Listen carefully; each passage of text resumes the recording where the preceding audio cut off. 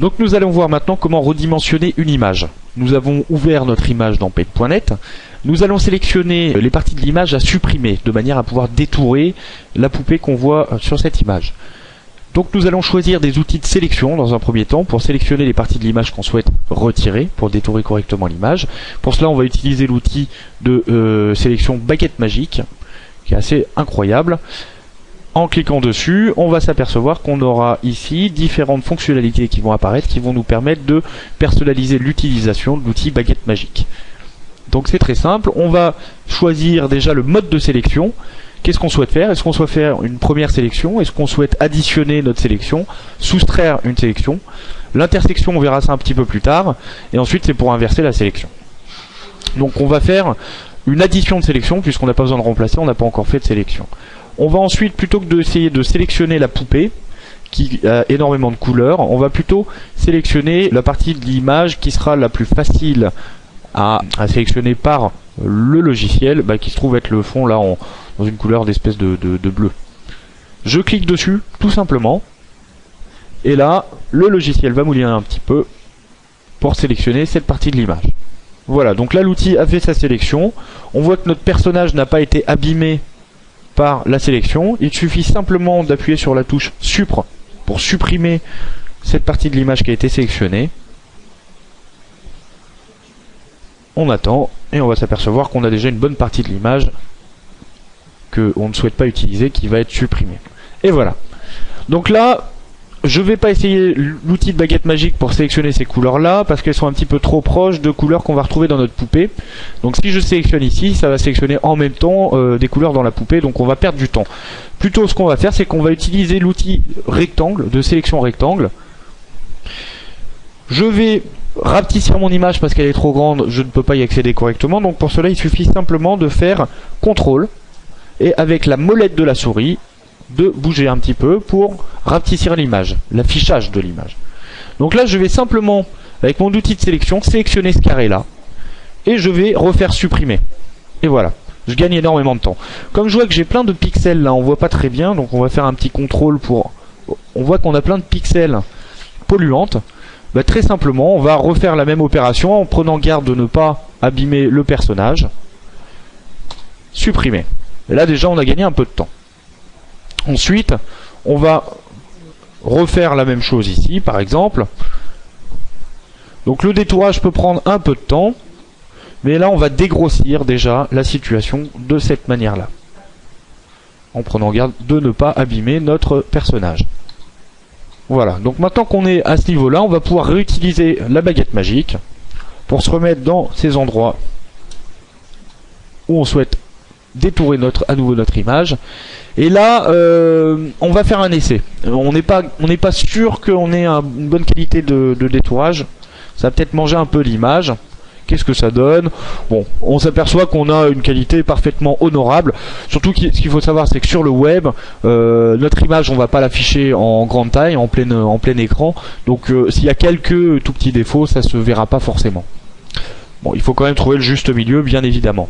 Alors ensuite, on va sélectionner une partie de l'image beaucoup plus grande et on va utiliser la gomme directement. Alors on ne peut pas gommer directement sur l'image.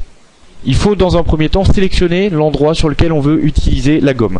Comme la plupart des outils qui se trouvent ici, il va falloir de toute façon sélectionner l'endroit de l'image sur lequel on veut affecter des modifications. Donc là avec notre outil carré toujours, on va sélectionner carrément toute l'image. On va faire attention avec la gomme parce que si on dérape, on va effacer l'image. Bien évidemment si on fait une erreur, CTRL Z, on revient en arrière, ou alors on peut même utiliser le panneau historique où on a l'historique en fin de compte de l'ensemble des actions qu'on a réalisées. Ce qui est assez pratique. Donc là on va choisir notre outil gomme qui se trouve ici. On va sélectionner choisir une taille de gomme. Donc là c'est en pixels. Il suffit du 9, c'est peut-être un peu petit. On va regarder ce que nous donne 30. C'est encore tout petit. Voilà, 250, on commence à être pas mal. Donc là, on va venir de plus près. Et on n'a plus qu'à effacer. Alors là, je le fais rapidement. Ce qu'il faut savoir, c'est qu'une image comme ça, pour la détourer vraiment correctement, ça peut prendre un peu de temps.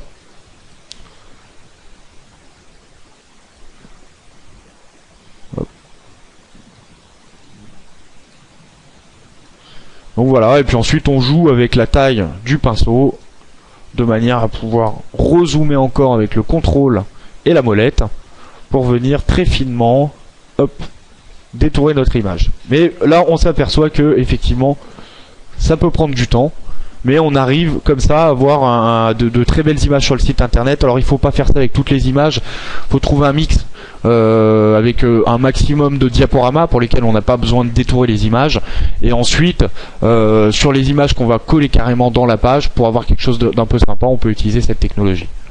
Et voilà.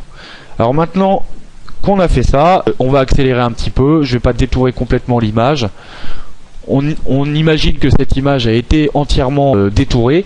Ce qu'on va faire, c'est qu'on va retirer les parties de l'image qui ne servent à rien. C'est-à-dire tout le transparent là, parce que même si c'est du transparent, ça fait de la taille. Et donc forcément, ça augmente le poids final de l'image. Comme ce sera inutile, on va changer sur le mode de sélection parce qu'on était en addition de sélection. Donc ça veut dire que là, je vais pas pouvoir avoir une bonne sélection par rapport à ce qu'on souhaite faire. Donc on va faire un remplacement de sélection. Sur la plupart des outils de sélection, hein, ça fonctionne comme ça. Hein. Et on va choisir notre image, la partie de notre image qui nous intéresse. Comme ceci. On va faire image, rogner cette fois-ci. Pas redimensionner, mais rogner en fonction de la sélection.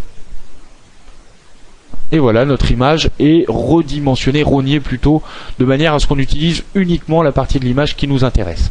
Et là, on va faire fichier, enregistrer sous. Alors, bien évidemment, on aurait pu redimensionner la taille de l'image. Ce qu'on va faire, je vais un peu vite.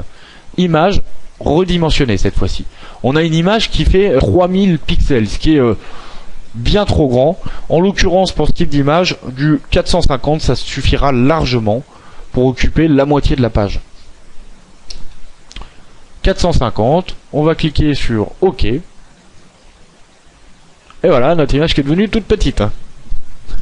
On va ragrandir pour voir un peu mieux, mais on a quand même une qualité d'image largement suffisante pour le web.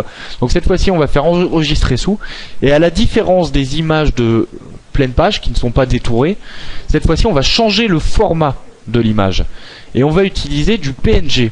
Le PNG qui est le format qui permet d'enregistrer des images détourées. Si on utilisait du JPEG, le fond de l'image deviendrait blanc. Notre détourage n'aurait servi à rien. Donc là, PNG, on n'oublie pas de changer le nom de l'image. Donc on va faire image détourée pour le principe. On ne met pas d'accent, sinon WordPress ne pourra pas reconnaître le format d'enregistrement. Et on enregistre. On est bien dans Tournicotis. On enregistre notre image. Et voilà. Et là, ça nous permet même de modifier le niveau de tramage. Alors ce qu'il faut savoir, c'est que en 8 bits, avec PNG, le niveau de tramage, c'est-à-dire la transparence, n'est pas reconnu. Donc on n'enregistre pas en 8 bits, on enregistre en 24 bits, on aura forcément un poids plus important, 32 bits, pardon. Et là on a un poids plus important, mais on a une bonne qualité d'image. On laisse tel que c'est, hein, on touche à rien, on met sur OK. Et voilà, notre image est enregistrée. On va aller voir dans le dossier Dropbox, dans Tournicotis, elle est ici. Et voilà notre image qui est bien détourée. Voilà, à très bientôt.